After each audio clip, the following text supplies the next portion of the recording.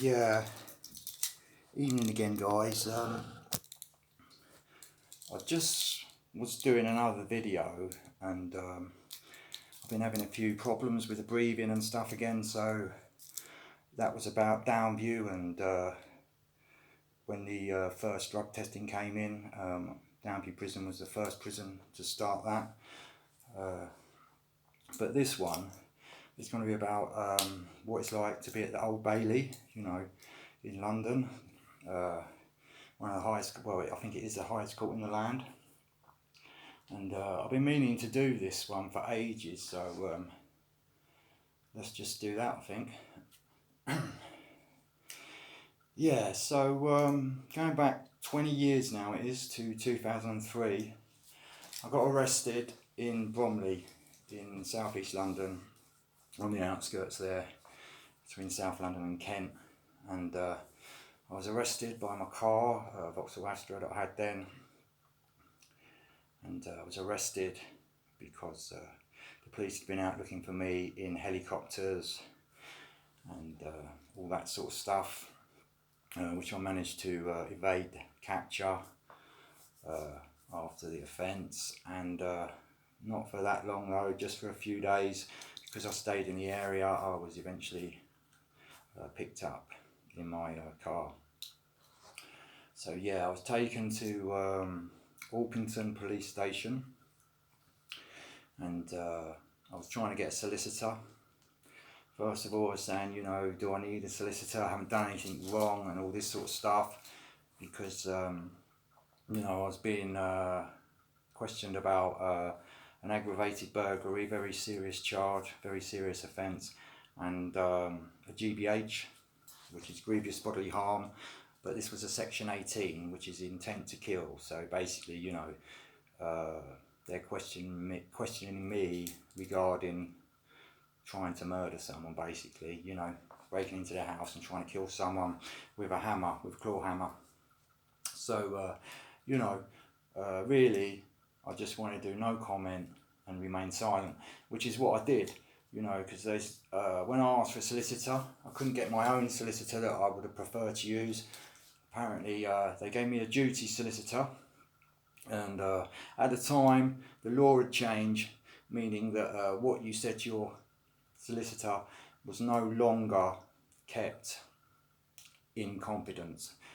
So if you was there and you admitted the offence to your solicitor, the solicitor was then obliged to make this evidence available to the prosecution. So basically, I didn't say anything to the solicitor. He was a duty solicitor.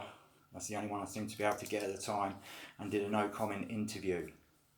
So I went to court. It was held overnight.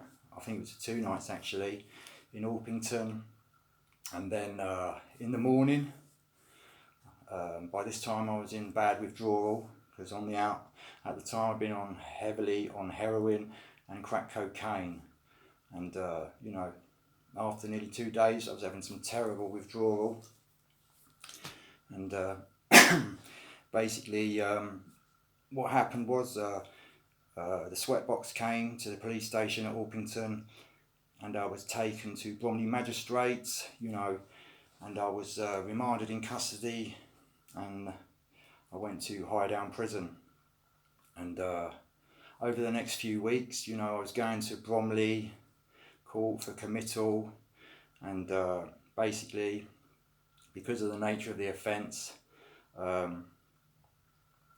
it was being sent up to Crown Court, but to the Old Bailey in London, the Central Criminal Court. So yeah, after a few weeks, after about 2 or 3 weeks, I'm up at the Old Bailey there,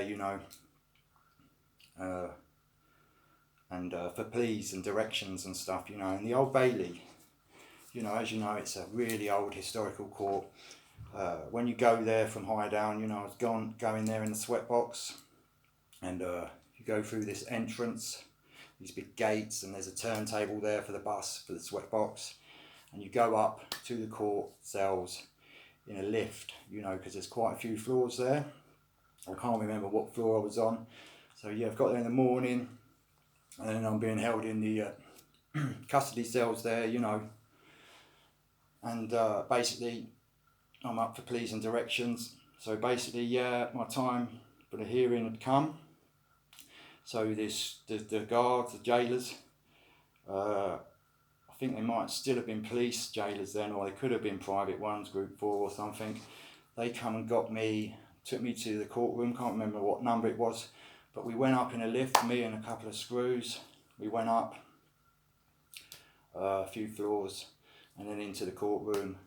And then when I went out into the court, obviously I'm there, I'm not always understanding the wording they're using, you know, and like I say, I had a barrister through this company, the duty solicitor that I'd used originally, and this was for pleas and directions, and the judge is there, you know, in his red robes and his big wig, asking me what I plead to this charge of aggravated burglary and GBH section 18, you know, breaking into a house and attacking someone with a claw hammer, and I pleaded not guilty, you know. And then after that, the date was given for the trial. 3 days, I think it was put by for this trial. And basically, yeah, I was sent back down to the cells, and eventually, after lunch, you know, you have these little microwave meals. So you're sort of pretty hungry all the time. I was pretty tired. I've been withdrawing for weeks, and I just wanted to get back to the prison and lie down on a mattress, you know, and basically, yeah, went back down eventually to the sweatbox, was taken out through London and back to Highdown. But when I was in Highdown at that time, I was getting Subutex, buprenorphine, the medication, you know, and because I'd come from Highdown, and they don't usually serve the Central Criminal Court, the Old Bailey, they were saying to me, you're going to Belmarsh or possibly even Pentonville, you know, when I was at the Old Bailey, and I said, oh, I'm on this certain medication, you know, I don't know if they're giving that sort of medication out in Pentonville or Belmarsh, you know, and can I, you know, I was sort of half pleading with them to say, can I go back to Highdown? Because, you know, Highdown was my local area and I had friends there and I felt more comfortable there. And I was quite lucky, really. So rather than going to Belmarsh or Pentonville, I was taken back to Highdown, you know, to await the trial, you know. Yeah, oh. Guys, look, we're 8 minutes in. I think I could possibly make this a part 2.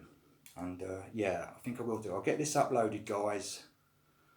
And I'll carry on with it in the next couple of days. Because if I make this video too long, it's going to take hours to upload. And I just want to say, again, I really appreciate all the nice comments I've been getting from you guys, you know. Enjoy the rest of your Sunday evening, guys, and yeah, I'll speak to you all soon. Thank you.